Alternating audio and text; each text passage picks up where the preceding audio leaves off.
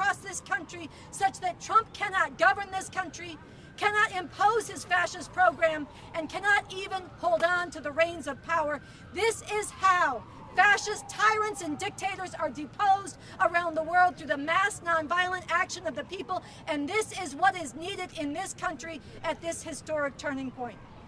So again, my name is Sansara Taylor, and I will be marching with RefuseFascism.org through the streets of DC, right here to the White House on Saturday, to declare before the eyes of the world, in the name of humanity, we refuse to accept a fascist America. The fascist Trump regime must go now. Thank you. Our next speaker is Ralph. He is a veteran of the U.S. military. He is a former federal employee, and he is a member of the RefuseFascism.org chapter here in the DMV. This is Ralph.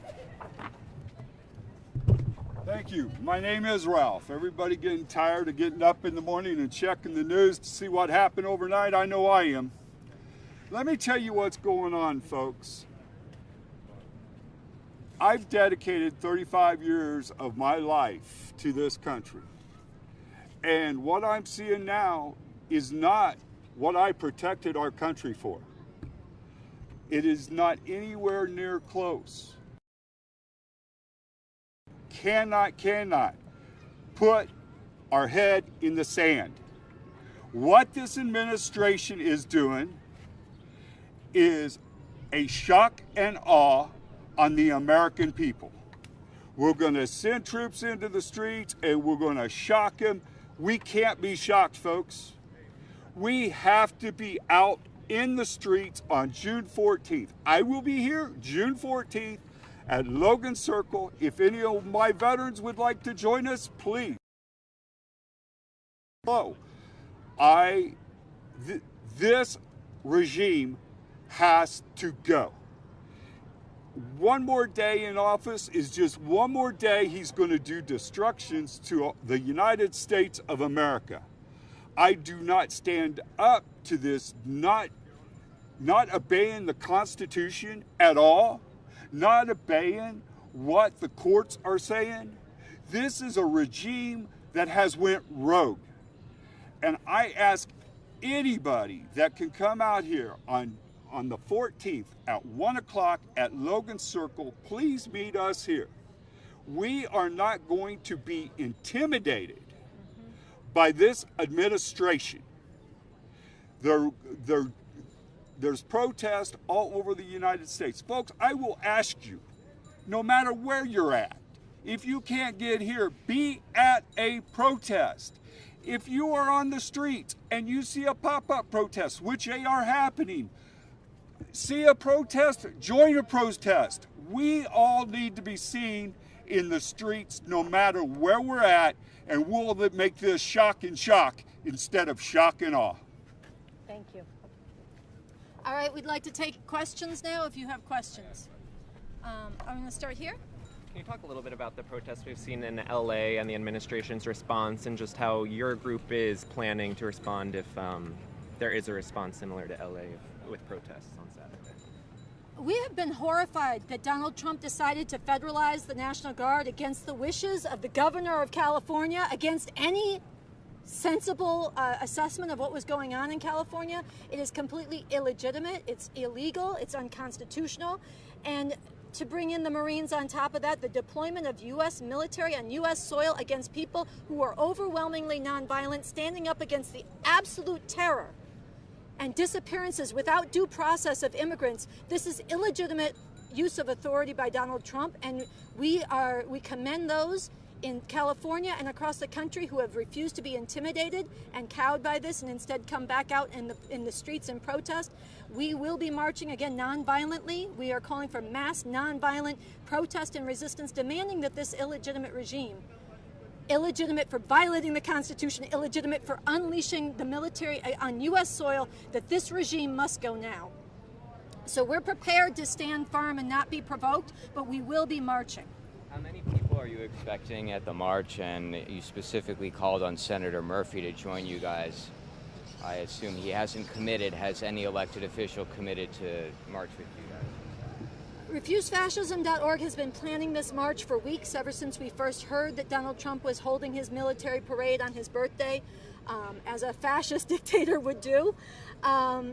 Given the recent threats from Donald Trump, it is very hard to say whether this is going to intimidate people and make more people stay home, which is his intent, or whether it's going to give a lot more people the recognition that it's even more important to stand up. This is why we are calling on people, including Senator Murphy, to stand with us. This is a test.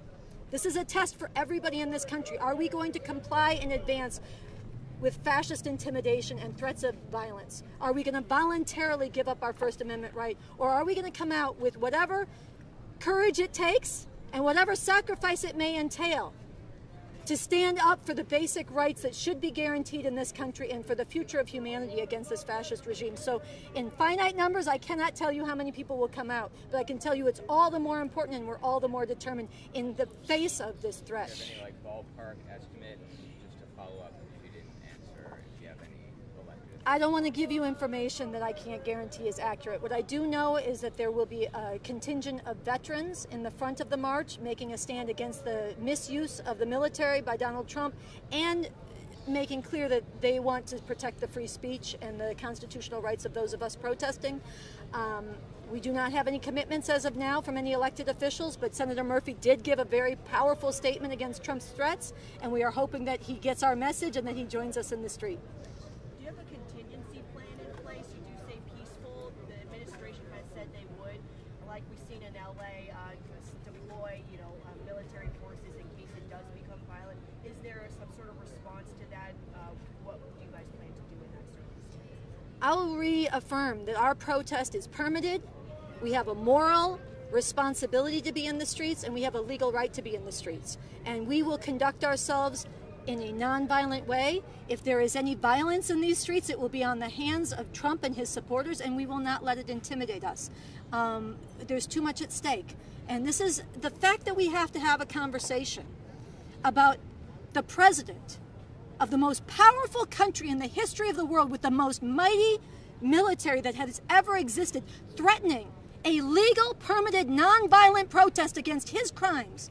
The fact that we have to be having that conversation itself should make everybody recognize the stakes of standing up now, before we lose these rights, before it is too late, and raising the demand that this illegitimate fascist regime must be removed from power.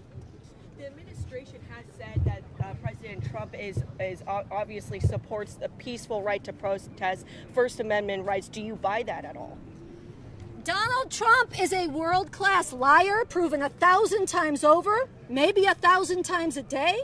He said any protest. He did not say peaceful, any violent protest. He did not say any illegal protest. Donald Trump said any protest in D.C. against his fascist military parade would be met by very big force. He said it 3 times. Donald Trump is a master communicator. He will talk out one side of his mouth and issue a threat, and out of the other side of the mouth and make you think he didn't mean it. But Donald Trump knows what he said, and we know what he said. But it will not stop us from exercising our legal, constitutional right to be in the streets to say, no, this fascist regime must go now. Yes. Well, question for Ralph. Have you been speaking to vets? What are they sharing with you? What are they telling you as they're kind of grappling with this idea of a celebration, but at the same time perhaps not being in support of the Trump administration? First of all, I know a lot of veterans, and I know a lot of veterans that are saying enough's enough already. Okay, this is not what we protected, folks. Okay, our veterans aren't even being honored. Our immigrants, our families are being separated. And I feel an obligation to the Constitution of the United States. I swore to that Constitution over 5 times in my career. And I cannot turn a blind eye to the Constitution of the United States. And if there's any veterans out there that feel the same way I do, please, please, please, please, get out, be seen, let it be known. If you're a veteran and you can volunteer and help out, please, we need everybody. This is we the people. That means everybody. How long do you plan to be On Saturday, we are gathering at 1 p.m. at Logan Circle. We are going to have a short rally with a few speakers. Then we're going to march down here to the White House. We're going to have a closing rally. It should be we should be arriving down here probably around 2:30 or 3 o'clock. We'll have a rally, and then we will safely and peacefully disassemble. Anything else? Obviously, we're seeing a lot of security gates go up around the city. Yeah. How much of a smooth process are you expecting out of the actual march and the route you're taking, and what are your plans in terms of the actual route? Well, we are being very flexible about our march route, and we are working with the authorities here in the city to ensure a safe and permitted march, but we are intending to get to the White House. That's what we have been told we will do. We're going to come as close as we can get. We're going to make our voices heard. We're going to raise the demand that Trump must go now, that he needs to get out of the White House. He needs to be removed from power.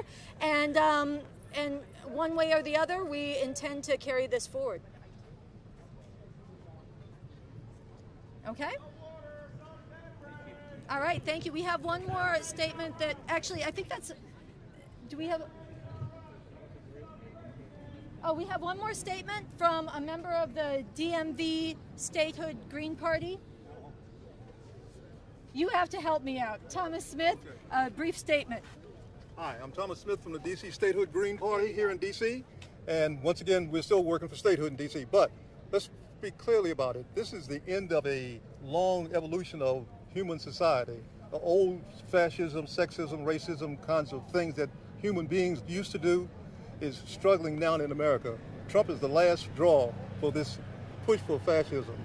Don't forget, Sinclair Lewis back in 1930 said, when will fascism come to America? Wrapped in a flag, wearing a cross. It's just what you got here. So all of us, which includes the activists here, we've got to reach out to all of the communities. Here in DC, we really should have more of a black representation, but nobody knew about it. So that's one of the things that happens. We're going to have to explain to the general public, because the general public is not generally evil or stupid, but they've been misled for a long time about what is happening in America, who's doing what to whom. And so you had a lot of white America voted for Trump because they liked parts and bits of what they thought he could get out of his version of fascism. But they didn't understand that his version of fascism was a whole bunch of things. So we've got to explain to them that, look, your particular axe to grind comes with a whole bunch of other stuff. That's why you see all these farmers on YouTube saying, hey, I didn't vote for this. What they're saying is that, well, I voted for the other part, but not this part. And that's what they don't understand. Trump has to go, but we have to understand that he's just the figurehead of this fascist movement. It's been a long time coming. So we have to fight this and explain to people, educate the public that it's a fault in our country that's been going on since 1692, whatever it was. We fought 3 wars, and I'm old enough to have marched in 3 different kinds of marches. Civil rights marches, anti-war marches, and I'm a veteran too. And so another anti-war march for Iran. So the long-term strategy I think that we're going to have to take is we have to educate the public so that the public doesn't elect somebody like this, because this is the same way the last fascist got in office. He got elected. Thank you. All right, thank you. How does it feel different this time around? You mentioned the 3 eras of marches. How does it feel this time around in comparison to those? I don't see as many people participating, but I think the enthusiasm and the brightness of the game is correct. All right, thank you. Thank you. All right, well done, man. Well spoken.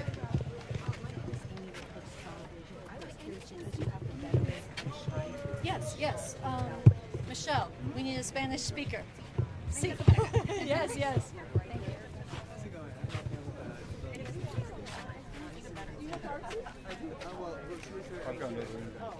Okay, you're doing, what did you say? Oh yeah, do it. Or maybe it was Daisy. Somebody.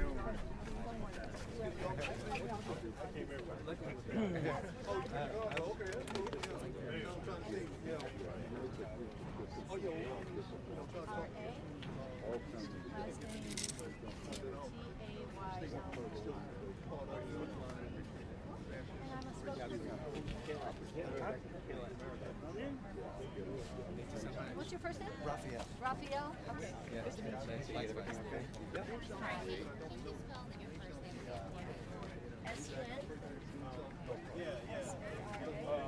live in Maryland. So if there's any media,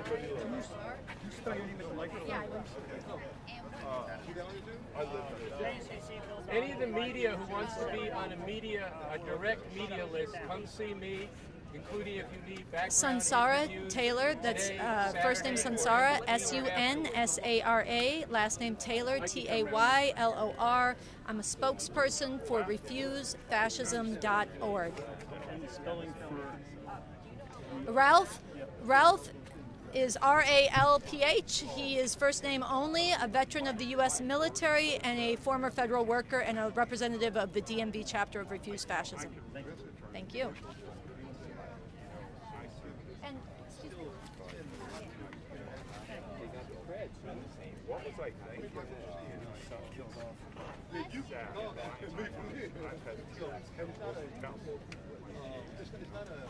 Because I could love this country, even with its flaws. But my love's not leaving for the country, but my love is leaving for